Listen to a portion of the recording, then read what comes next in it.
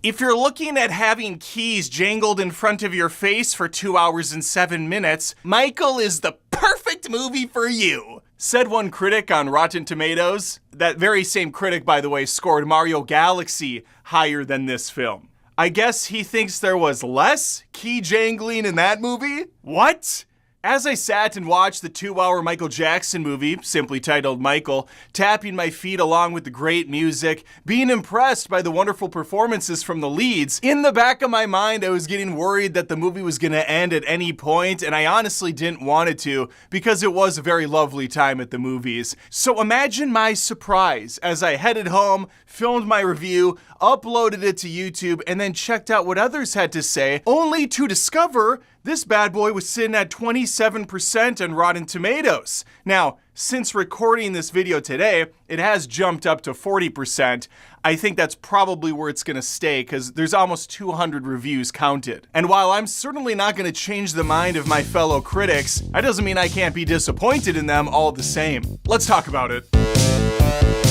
Say, as I try to understand where my peers are coming from, if you wouldn't mind subscribing to the show Adam Does Movies on YouTube, Spotify, Apple Podcasts, wherever you watch or listen, you can find me and I would appreciate it. If it wasn't clear from the onset, I happen to enjoy the Michael Jackson movie. Do I think it's perfect? No. Do I think it's odd that two of his sisters are not represented in the film, Janet and Rebby? Yeah, I think it makes the movie feel off and incomplete and not telling the full picture. However, I wasn't watching Michael for the family drama. I was there to watch an artist who had perfected his craft, given us some of the greatest pop albums of all time, and became so iconic he would raise to star status known as the King of Pop.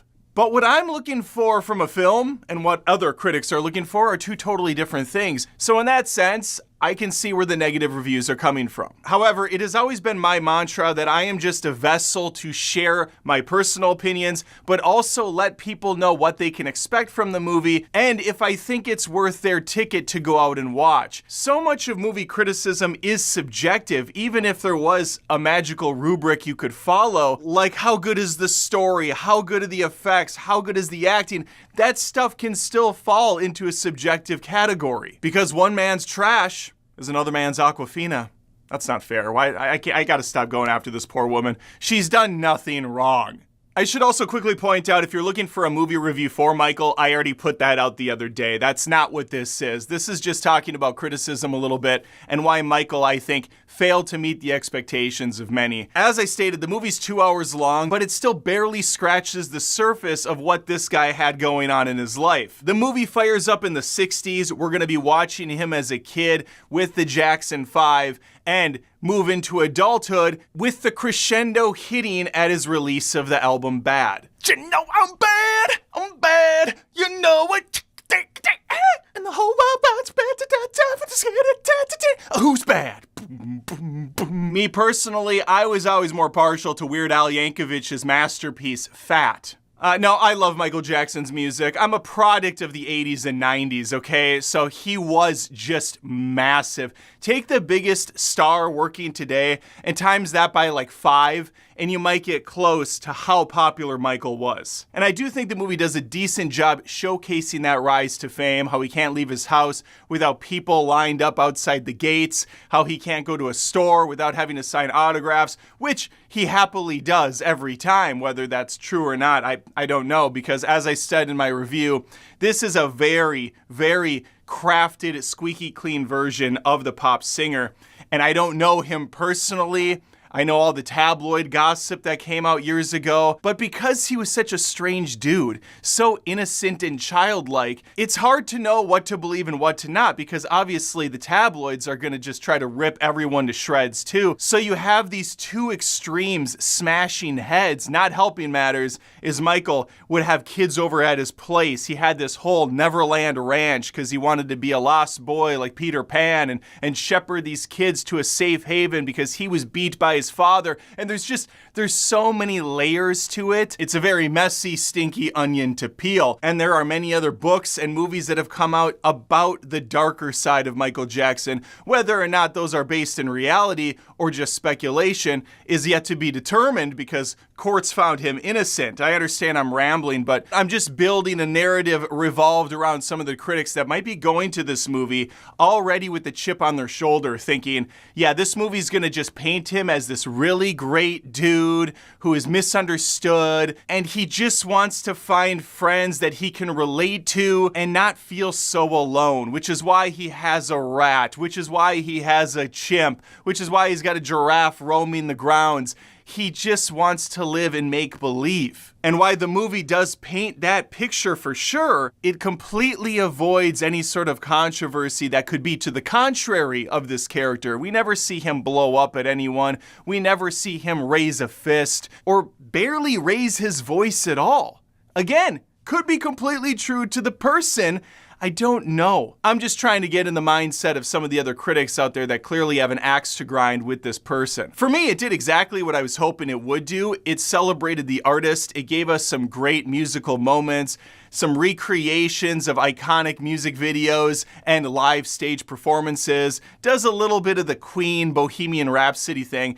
It even has Mike Myers in it again as another agent. I don't think he's the same dude, but it'd be funny if he was. This could all be tied together as part of the same pop singer cinematic universe, or the PSCU for short. I think what would have actually helped this movie a lot more is to not be a movie at all.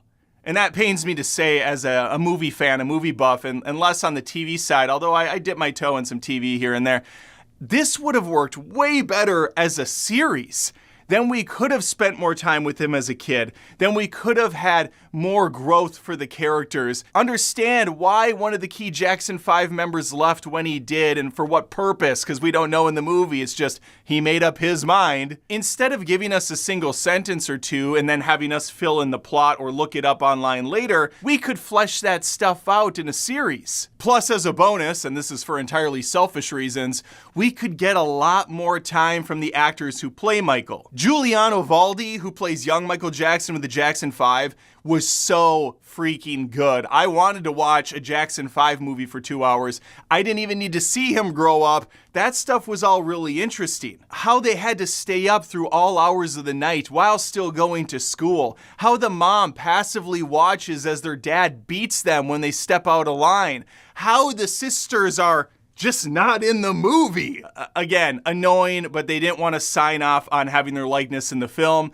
Fully understandable. I don't know the stories going on there with them or where they're at in life, or maybe the script was not up to what they thought was truthful enough. I can't speak to that. I can only speak to what's on the screen. Truthful or not, I'm here to be entertained. I understand going in, when I watch a based on true events, a biography, an autobiography, it's always gonna sand the corners or straight up be propaganda. I'm not saying this is.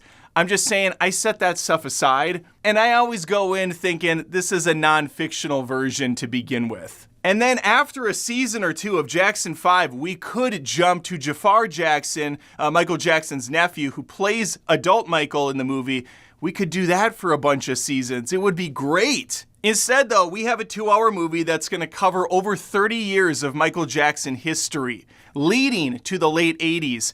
And then there's a whole lot more story to tell after that, riddled with controversy, riddled with court hearings, tabloid gossip, naming one of the fucking kids Blanket and dangling him over the edge of a balcony. I don't know if it was the same kid or if that was Paris, or I'm not into the tabloid stuff. If I was, I could probably make a damn good living having that be the channel, but that's not my interest. Since this film has to cover so much story, it can really only give us the cliff notes. It has to graze over stuff very fast. We have the Pepsi incident in this movie, and that lasts no more than maybe 10 minutes? From the accident where he gets his hair burned, to going to the hospital, to meeting with some of the patients there, to having to rehabilitate and get back into the spotlight.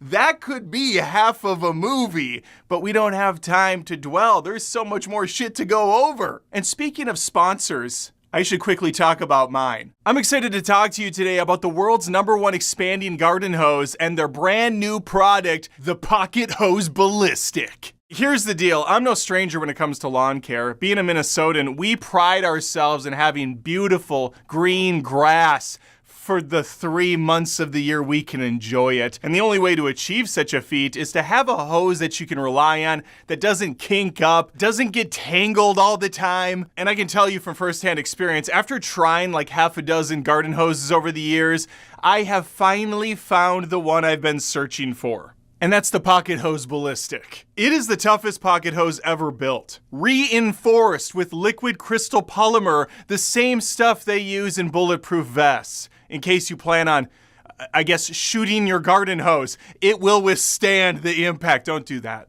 Don't do that. The Pocket Hose is the #1 expandable hose in Chex Notes, the world. Super lightweight, easy to manage, easy to store. Turn the water on and it grows. Turn the water off and it shrinks back to pocket size. And this bad boy comes with the pocket pivot, which gives you total freedom of movement at the spigot with 360-degree rotation. You move, it follows, and the water flows. When you purchase a new Pocket Hose Ballistic, you'll get a free 360-degree rotating pocket pivot and a free thumb drive nozzle. Just text ADAM, A-D-A-M, to 64,000. That's A-D-A-M to 64,000 for your 2 free gifts with purchase. That's ADAM to 64,000. Message and data rates may apply. Yeah, Michael Jackson, I do sponsors too. You and I were not so different in that respect. A garden hose, a multi-million-dollar deal with Pepsi, they're pretty much the same thing. Subscribe. As I was saying, the movie does have a ton to cover, and it does hit on a lot of key moments in Michael's life, from writing some of his music, to the creation of some of his dances, to ultimately finally meeting his father's eye line and saying, "I'm done with you, bozo." And so when I look at some of these reviews and they say the movie's all over the place, it's disjointed, there's no narrative arc, I'll give you a half of that. The movie is all over the place for sure, but it is chronologically going through his life.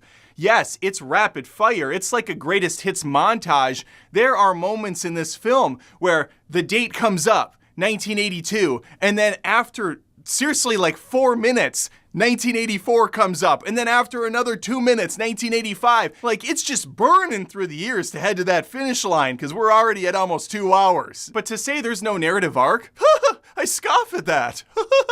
Not really a scoff, but his messy relationship with his father, Joseph Jackson, is the catalyst for all of this. It's there from the beginning, and that's going to be the build all the way to the end when he finally can confront him instead of cowering away or running away from his problems. It's also hard to run away from your problems when it is at your house. This whole movie, Michael is at home with Joseph and his other brothers and sisters. Well, just sister. The other two, again, they're not in the film. They just disappeared. Janet and Rebby Jackson will return for Michael, Part 2, Endgame. Since Rotten Tomatoes is just an aggregate giving us a 0 and a 1, some of these critics are giving the film a C and they're giving it a rotten score because you are required to submit either fresh or rotten. So it's kind of on the moviegoer to look at that number and say, all right, 40%, well, maybe I should dive into the criticisms, see what people are having to say. And I think most will then realize, oh, they wanted a dramatic piece that goes into the warts and all sort of a tale. And that's really not what this is about. You get some understanding of Michael, but again, it's not very deep. It's just, he's a kid at heart. He wants to escape this world and live somewhere more magical. He wants to make his own music, and he wants to be #1 because that was ingrained in him since he was a child by his father. The other thing I find very annoying is this is obviously not a full story. Yes, they told a beginning to ending sort of arc for our hero's journey, but that journey has many more years to go. And because this movie does not have a definitive ending, more of a Michael picking up the Elder Wand so that he can fight Harry Potter again in Part 2, in the case of the movie, it's a concert where he's finally breaking free from the shackles of his father. There will be moviegoers that go, wait, we're ending here? That's it? Where's the rest of his story at? And so I think it's a disservice and a little disingenuous of the film title not to say Michael Part 1 or Michael Begins. We do like a Batman thing here. The Rise of the Planet of Michael Jackson. Then naturally you go to Dawn of the Planet of Michael Jackson. And then of course concluding with War for the Planet of Michael Jackson. To kind of bring things full circle, jerk, let's start with that initial comment, which douchily insulted people that enjoy this movie as babies who just want to watch Keys jingle for a few hours. To that review, I would say, so what? Why do you go to a fucking concert? It's to watch the artist perform a bunch of awesome songs that you can move to. Mama say mama mama makusa, mama say mama mama makusa. Din din din din. Bum bum bum dan dan. Detective thriller. Who hit the night? I'm talking to the man in the mirror. There's no man in the mirror. There's no Smooth Criminal either. It's also insulting to the script of this film, which is more than just keys jangling. Unlike Mario Galaxy, there is messages here. It does have things to say. You've probably heard the messages a bunch of times about Michael Jackson already, so redundant, sure. But it's already kind of redundant to make a movie about a pop singer and then just recreate the iconic moments. As some would state, I can just watch Michael Jackson on YouTube right now and I get the real thing. Fair. For others, it's about the experience, though, of the 2 hours, getting the cliff notes about this character and seeing these moments play out on the big screen with those beautiful visuals, with that enhanced sound. And seeing that shit in the IMAX, it's not a bad way to spend a couple hours. And if you enjoyed Mario Galaxy, I'm not knocking that either. There was plenty of fun moments to be had. For me, though, it was just way too bombastic and all over the place without really a narrative. But that's the beauty of film criticism. You give your piece and you let people know what to expect. I mean, you probably already did, but now you know for sure what to expect. Let me know if you agree with my take or if you're closer to some of those negative reviews that say the movie's just a complete disaster, it doesn't have an identity, it's all over the place, it's rushed, and it's nothing but a bunch of songs strung together in a worse fashion. Leave a comment down below. Oh, by the way, there's no wrong answer here, but I'm right. Leave a comment down below, like the video. Again, think of subbing to the show, Adam Does Movies. I post lots of movie reviews all the time. I'm probably gonna go to the Mother Mary movie this afternoon and get a review out for that. So maybe look for it if you're already a subscriber. All right, that's all I got for you. Hope to see you next time. Take care. You've been hit by, you've been struck by a smooth criminal. Ow! Would you look at that? You made it to the end of the video. Congrats. Which means you might be looking for more content from me. Head over to patreon.com/AdamDoesMovies like these amazing supporters have. You can get access to over 350 exclusive videos. More importantly, you're helping this one-man band keep his dreams a reality. Believe it or not, this takes a lot of work and I already have a full-time job. So getting that support on Patreon helps way more than you can even imagine. So if you've ever liked my content in the past and you wanted to show some thanks, that's the place to do it. Take care.